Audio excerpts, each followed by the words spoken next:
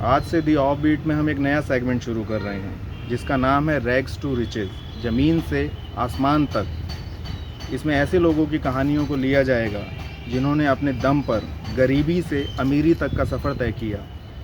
आज जिनकी कहानी मैं इस सेगमेंट में आपको सुनाने जा रहा हूँ, उनको आप स्लम डॉग मिलेनियर नहीं बल्कि स्लम डॉग बिलेनियर कह सकते हैं। ये एक ऐसे उद्योगपति की कहानी है जो जब दिल्ली आए तो उनकी जेब में मात्र 10 रुपये थे, लेकिन अपनी मेहनत, सूझबूझ, लगन और ईमानदारी के बल पर उन्होंने न केवल दिल्ली जैसे महानगर में अपना एक मुकाम बनाया, बल्कि आज वो बहुत सफल हैं। आज वो रियल एस्टेट, फिल्म्स, आर्ट्स, योग और निवेश के बहुत सारे क्षेत्रों में न केवल सक्रिय हैं बल्कि बहुत सफल भी हैं। लेकिन आज भी इस सब के बावजूद उनकी पहचान उनकी सादगी है।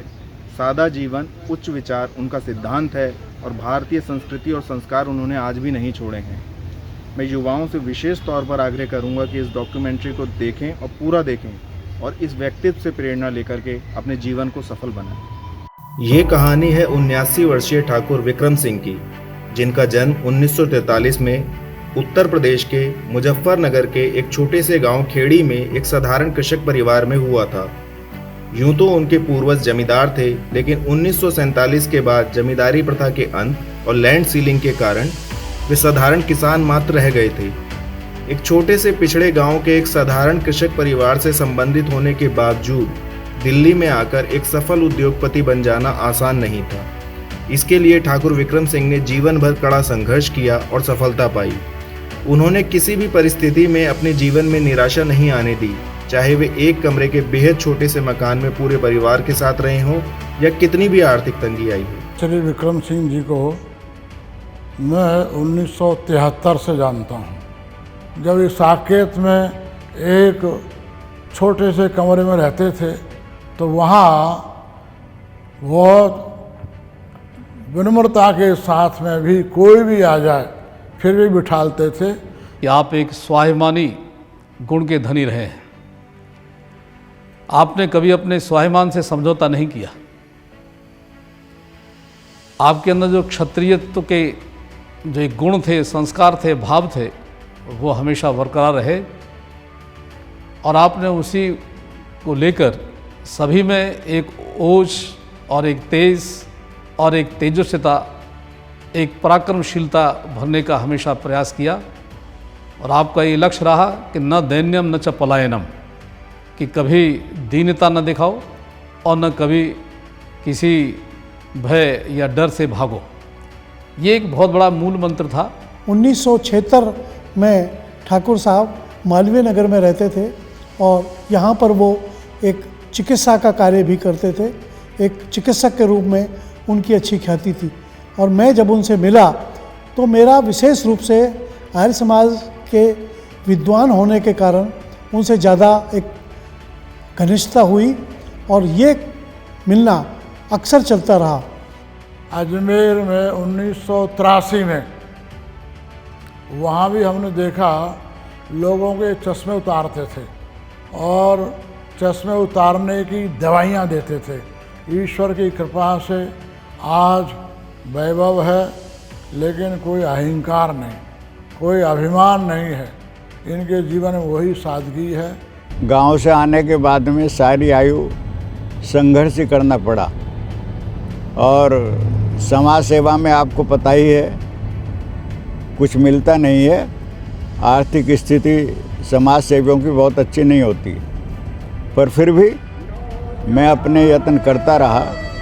उठो जाति को जगाने के लिए, नाद वेदों का जमाने में बजाने के लिए, नाद वेदों का जमाने में बजाने के लिए, नौजवानों उठो जाति को जगाने के लिए। ठाकुर विक्रम सिंह ने अपनी प्राथमिक शिक्षा गांव के ही स्कूल से ली। उसके बाद सलावा इंटर कॉलेज से 8वीं तक तथा खतौली इंटर कॉलेज से बाकी की पढ़ाई की। उसके बाद उन्होंने जैन कॉलेज बड़ौद से एमए किया और जयपुर से आयुर्वेदाचार्य का कोर्स किया। अच्छी खासी शिक्षा होने के बाद भी उन्होंने नौकरी नहीं की, क्योंकि किसी की नौकरी करना उनके स्वाभिमानी स्वभाव के विपरीत था। आरंभ में कुछ समय उन्होंने कृषि में भी हाथ आजमाया। चूंकि उनका परिवार एक आर्य समाजी परिवार था, इसलिए वो आर्य समाज से जुड़कर धर्म उपदेशक और प्रचारक बन गए। उपदेशक के तौर पर उन्होंने पूरे देश का भ्रमण किया। 70 के दशक में वो दिल्ली आ गए और यहीं बस गए। इस बीच उनका विवाह भी हो चुका था और बच्चे भी। आरंभ में वो कई वर्षों तक आर्य समाज के मंदिरों में ही अपने परिवार के साथ रहते रहे, लेकिन बाद में उन्होंने किसी तरह कुछ पूंजी जुटाकर साकेत में एक कमरे का एक जनता फ्लैट खरीद लिया। ये वो समय था जो उनके जीवन का सबसे कठिन दौर था। फिर कुछ समय बाद कुछ और रुपए इकट्ठे करके और जनता फ्लैट को बेचकर ठाकुर साहब ने खिड़की एक्सटेंशन में एक प्लॉट ले लिया। आर्य समाज की उपदेशकी के साथ यहाँ उन्होंने आयुर्वेद का एक छोटा सा क्लिनिक भी खोल लिया। कुछ और आय बढ़ गई। फिर समय के साथ खिड़की एक्सटेंशन में रहते हुए उन्होंने 1985 में प्रॉपर्टी का बिजनेस शुरू किया, जिसमें उन्होंने दिन दूनी रात चौगनी तरक्की की। बस यहीं से उनकी सफलता की कहानी शुरू होती है और संघर्ष के दिन खत्म होते हैं। मैं आर्य समाज पंजाबी बाग नई दिल्ली में चला गया और वहाँ पर मैं रहा। फिर मैंने अनुभव किया कि गृहस्थ के साथ में इधर उधर घूमने से अच्छा अपना कोई मकान होना चाहिए। तो डीडीए की स्कीम निकली थी, मैंने जनता फ्लैट खरीद लिया और उसी में बच्चों के साथ में रहने लगा। 85 तक आर्य समाज डिफेंस कॉलोनी में रहा और उसके बीच में मैंने आयुर्वेद कर लिया था, तो अपनी प्रैक्टिस भी आयुर्वेद की प्रारंभ रखी और व्याख्यान भी प्रारंभ रखे। 90 का दशक आते आते दिल्ली में फ्लैट सिस्टम शुरू हो गया था और ठाकुर विक्रम सिंह ने बिल्डर का काम शुरू कर दिया। ये वो समय था जब प्रॉपर्टी के रेट हर 6 महीने में दुगने हो रहे थे। जब मैं साकेत में था तो बराबर में खिड़की गांव है, वहाँ पर एक कॉलोनी बन रही थी।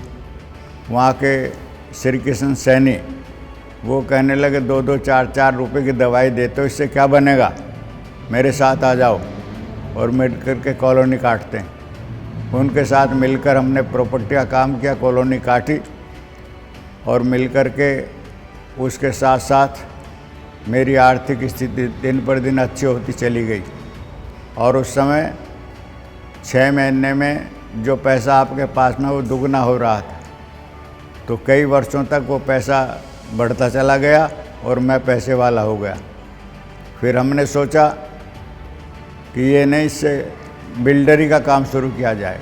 तो हमने खिड़की एक्सटेंशन में 20 बिल्डिंगें बनाई और ऐसे मन से बनाई कि कोई व्यक्ति अपना जेवर बेचकर, अपना घर बेचकर, ज़मीन बेचकर मकान लेता है और हम उसमें कुछ ना लगाएं तो यह अधर्म है। इसलिए हमने सच्चे मन से अच्छे फ्लैट बनाए, लोग आज तक भी याद करते हैं। और मैं अपने मन में यही सोचता हूँ, उसका परिणाम ये हुआ कि मैंने अच्छे फ्लैट मन से जो बनाए और उसमें रहने वाले लोग सुखी हैं और जिसके पास कम पैसा होता था मैं उसे भी दे देता था। तो उसका परिणाम परमात्मा की ओर से ये हुआ कि आज मेरे पास इतनी जगह है, मैं कहाँ कहाँ रह सकता हूँ। कुछ समय बाद 2005 में उन्होंने आर्यन आर्ट गैलरी की स्थापना की। आज Aryan art gallery art business में एक इंटरनेशनल ब्रांड बन चुकी है। इसके बाद उन्होंने फिल्मों में भी हाथ आजमाया। मनोज वाजपेयी स्टारर 10 तोला का निर्माण किया, शॉर्ट फिल्म कॉकी टॉकी बनाई जो कि कांस फिल्म फेस्टिवल तक पहुंची। इसके अलावा कई भोजपुरी फिल्मों का भी निर्माण किया। अभी हाल ही में अमेज़ॉन पर आई फिल्म जांच का निर्माण भी उन्हीं की कंपनी आर्यन ब्रदर्स एंटरटेनमेंट ने ही किया है। उन्होंने लाइफ योगा के नाम से दिल्ली में एक अंतर्राष्ट्रीय स्तर का योग सेंटर भी स्थापित किया है। यहाँ ये बताना भी आवश्यक है कि सनातन धर्म और संस्कृति के प्रचार और संरक्षण के लिए ठाकुर विक्रम सिंह प्रतिवर्ष देश के अनेकों गुरुकुलों, गौशालाओं और धर्म प्रचारकों को लाखों रुपए दान देते हैं। हमने यहाँ पे देखा कि जो हमारी उपजाऊ भूमि है उसके लिए यहाँ पे सिंचाई की कोई व्यवस्था नहीं है। जब से सरकार द्वारा यहाँ पे जो पानी की जो व्यवस्था है उसको फ्री किया गया है, तब से रजवाया आना बहुत कम हो गया और जितनी भी हमारी उपजाऊ भूमि है वो सारी की सारी ही बंजर होने के कगार पे है। तो उससे ना तो हरा चारा मिल पाता है। तो उसके लिए हमने ट्यूबवेल के बारे में सोचा। गौशाला के पास इतना बजट नहीं था कि वो अपने से होके समरसेबिल का निर्माण करा सके। इसलिए हमने ठाकुर साहब के सामने ये बात रखी। 1 लाख रुपए की जो धनराशि है वो पूरी की पूरी ठाकुर साहब ने हमारे लिए दी है और हम इनका कोटि कोटि धन्यवाद करते हैं। ये डॉक्यूमेंट्री यदि आपको अच्छी लगी हो तो इसे शेयर अवश्य करें और कमेंट करके हमें बताएं। यदि आप ऐसी ही और डॉक्यूमेंट्रीज देखना चाहते हैं तो द ऑफ बीट चैनल को सब्सक्राइब करें।